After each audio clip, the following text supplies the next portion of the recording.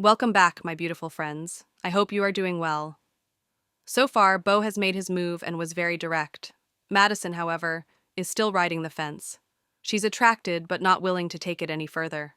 Madison's daughters have invited Bo over to fix her computer, giving him even more opportunity to see her. Let's see where it goes from there. After giving Madison the bad news about her computer, Bo accepted the invitation to stay for dinner. Amber directed him to sit beside her mother, and in a strong voice, Brittany said, "Grace." As they served themselves, Brittany bragged about her mother's cooking skills. "I can throw down in the kitchen too," Bo replied. "You know, something's been bothering me all day today. You look familiar, but I can't place you. Have we met before, Mr. Jackson?" Brittany asked him. Bo flashed her a smile. "I was wondering if you'd remember. We met briefly," he answered. "I knew it. Where was it?" "We met at Beauregard's. You were there with Maurice." Madison turned to look at him. "You know Maurice?" she asked. "He's my nephew," admitted Bo. Suddenly, it all clicked for Madison. Bo and his nephew did resemble each other. "You know, I didn't put two and two together until just now, but I see it. It's the dimples." "You both have those deep dimples," Amber chimed in. "Wow, it's a small world," Brittany continued. Bo ate a bit of everything. The food was good, and he complimented Madison. She started to smile, but when their eyes met, she frowned instead. "Mom, I'm stuffed. I don't think I have room for dessert," Brittany lamented. "Me neither. I'll take some home, though." Amber stood up and started clearing the table. Brittany jumped up to help. "Would you like some peach cobbler, Mr. Jackson?" asked Madison. He nodded. "I'd love some, thanks." "We'll get it," Brittany insisted. "You sit and relax, Mom," she said, and pulled her sister along. "So, Beauregard's is your restaurant?" Madison asked. "No, it's my nephew's. The restaurants are named after my grandfather, and I was named after him," he explained. The girls came back with his cobbler and waited to see his reaction. His smile was all they needed to see. "Isn't it the best cobbler you've ever tasted?" Amber asked him. "It is good, but not the best I've tasted. My brother's recipe is famous. No offense, Ms. Blake." Brittany turned to her mother. "That's okay, Mom. I still think your cobbler is the best." "I'm not offended. Mr. Jackson comes from a family of chefs. My cooking can't compare." Amber broke the awkward silence and announced that she was leaving. Bo stood up and headed back to Madison's office. She followed him, still intending on dissuading him from taking her computer tower. She'd rather buy another one than have him rebuild it. The minute they were both in the office, Bo pulled her to him and kissed her. She half-heartedly pushed at him until he let go, but not before he had totally devastated her. If it weren't for the fear of being discovered by her girls, she would have stayed in his arms. "What do you think you're doing?" she asked, feeling like a hypocrite. "What I've wanted to do all evening," he said, and turned to gather his toolkit. "Once I'm done rebuilding it, I'll drop it off by your office." Bo found his way to the foyer and joined Amber at the door. Madison followed slowly. He said something to the girls and they both laughed. She didn't think he was funny at all. "Mom, dinner was great. Thank you. I'll see you in the morning," Amber said. "It was nice having you over, Mr. Jackson. Will you be at Maurice's party this weekend?" asked Brittany. "I wouldn't miss it for the world," he confirmed. He turned his attention to Madison. "Ms. Blake, it was a pleasure." Brittany locked the door behind them and faced her mother. "This was nice, wasn't it?" "Yes, it was nice having Amber over. Maybe after the grand opening we can relax and do it more often." "Good night, Mom." Madison watched her daughter walk up the stairs to her room. She turned and headed to the kitchen. The girls had cleared up and started the dishwasher. There was nothing left to do so. She headed off to bed too. Of course, sleep was out of the question this night, as Madison relived every kiss and touch she'd shared with Bo. She had been able to keep busy all afternoon, but now in the quiet of night, everything that transpired between them came rushing back in bold color. She cringed at how eagerly she embraced him. How could she forget herself like that? And why him, and not any of her past escorts? What made him so special? Madison tossed and turned until she fell asleep. Morning brought relief to Madison, and she gladly got out of bed. She'd had a fitful night, alternating between sleep and erotic dreams of Bo. She quickly showered and prepared for her day at the office. She could already predict how it was going to turn out. Beau's team was scheduled to come finish installing the new software, and if his arrogance was anything to go by, she was sure he'd make an appearance. Becca was waiting for her with a to-do list. She had interviews to sit through and her monthly meeting with her accountant. Beau did make an appearance just like she predicted. Becca ushered him into her office with a smile. "Good afternoon, Ms. Blake. I stopped by to let you know that my team will be starting work on your Brooklyn salon tomorrow. Also, I'll have finished with your tower by then, too." "Mr. Jackson, you really needn't have made the trip just to tell me this in person. A simple email would have sufficed," Madison told him coldly. Beau smiled.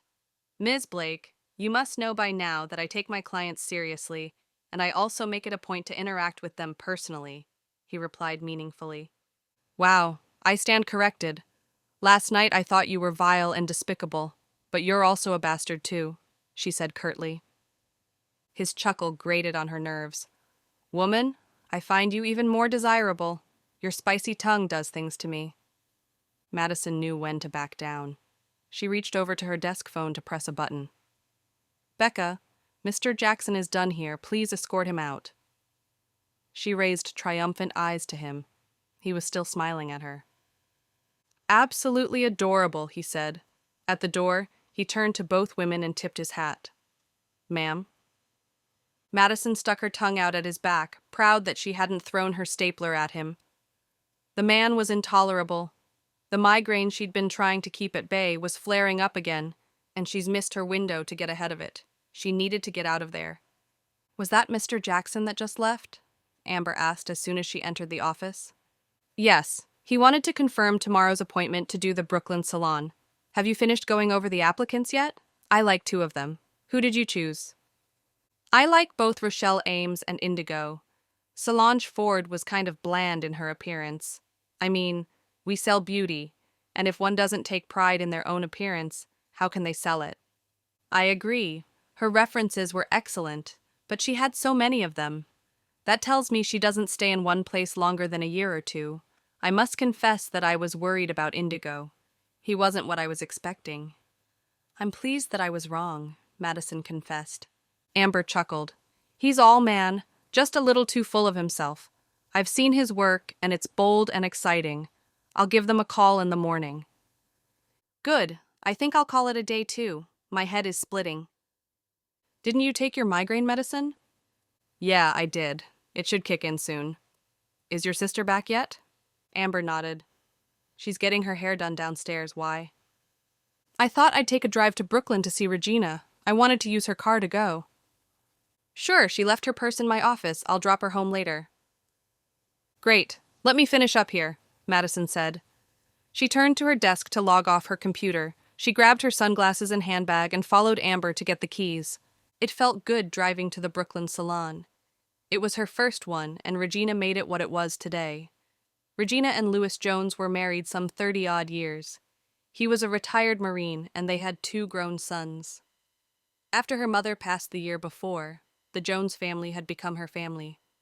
Although her migraine was still in full force, Madison felt her heart skip a beat as she entered the salon. Through the years, the decor changed, depending on Regina's moods. The entrance was a pale lilac this time. "Good afternoon, Ms. Blake. How may we serve you?" the receptionist asked. It was a greeting they'd decided on when they first opened. The thought behind it was to give each client the sense that their needs were important. Madison pulled off her sunglasses and smiled at her. "Good afternoon, Carol. Is Mrs. Jones in?" "Yes. Shall I get her for you?" "No need. I know my way to her office, thanks." Madison braced herself for whatever the office looked like. If the entrance was lilac, there was no telling what the office was. A quick knock and Madison walked in. The first thing Madison noticed was the carpet. It was new and a plush purple. The walls were a light lavender, and a vase of orchids occupied a corner of her desk. "I see you've gone and changed everything in here again." Regina was sitting at her desk. She raised surprised eyes at her friend. "And you know you love it. Girl, how are you?" She got up to hug Madison. "Fine. I came by to see how things were going without the computers. Good old-fashioned paper, and we didn't miss a beat. Truett is coming tomorrow to get you up and running again. Yeah, someone called to confirm earlier. Sit down, you look like you're wilting. Don't they have air conditioning on Fifth Avenue? She teased. Of course we do, but it's hot out there and I have a headache. I thought the drive down might do me some good. Did you take anything for it? Your eyes are glassy, Regina said, examining her friend. Madison sat down on a cushioned chair beside Regina's desk. I did, but it hasn't kicked in yet. Let me get you a cool drink. Iced tea, okay? Yes, please. After a few sips of the cool beverage, Madison sighed and settled into the chair to chat with her friend. So what's new? She asked. Nothing. I was sorry to hear Amber broke her engagement. I was so looking forward to getting free tickets to the games, Regina deadpanned. Madison gave her friend a look. Seriously? Anyway, I thought she'd be moping around about it, but she's fine as far as I can tell. That's this new generation for you. They bounce back quicker than a rubber ball, Regina replied, looking up from the magazine she was reading. Brittany is seeing this new guy, and I like him. He's a chef with his own restaurant, Madison continued. Good for her. Maddie, I know you didn't come all this way to shoot the breeze. I've known you too long not to know when you're troubled. Madison squirmed in her seat and she reached up to take the clasp keeping her hair up in its bun. Well, there is something. I did something awful. The CEO of the software company went with me to set up the computers in the new salon, and one thing led to another, and we almost slept together, Madison relayed sorrowfully. Regina's features broke into a grin, and she clapped her hands. Get out! Well, it's about time, girl. Did you say almost? Her face got serious again. That's not the point, Regina. We've known each other less than a day. So, you finally decided to join the living. I say call him up and have your way with him, Regina said. He apologized after, saying that I shouldn't be treated like an afternoon quickie. So, he's got morals. I don't see what the problem is. Just thinking about him is making my stomach queasy. I think I'm going to be sick. Regina gave her a pointed look. You do look a little green. You know where the bath is? Make sure you get to it first. She picked up the magazine she was reading again and turned a page. What are you reading? Asked Madison. She'd rather talk about anything than Bo Jackson. Oh, it's the new issue of Entrepreneur magazine. They're featuring this new tech whiz. They have a full spread on him. He's tall, dark, and handsome. And he's single. He's got a sexy name, too. Beauregard Jackson. Just look at this delicious-looking man, Regina gushed. She held up the picture for Madison to see. Oh, for heaven's sake, that's him! She got up and rushed to the bath. When she returned, she was looking less green. Regina regarded her with a smirk. I wouldn't mind a roll in the hay with this fella either. I don't want to talk about him anymore. Yes, you should. That's why you're so miserable. Honey, why can't you let yourself be happy? You can't possibly still be mourning for Donald. It's been what, 19 years? It's time to move on, and I say, move on with Mr. Beauregard Jackson, Regina said as she waved Beau's picture at Madison.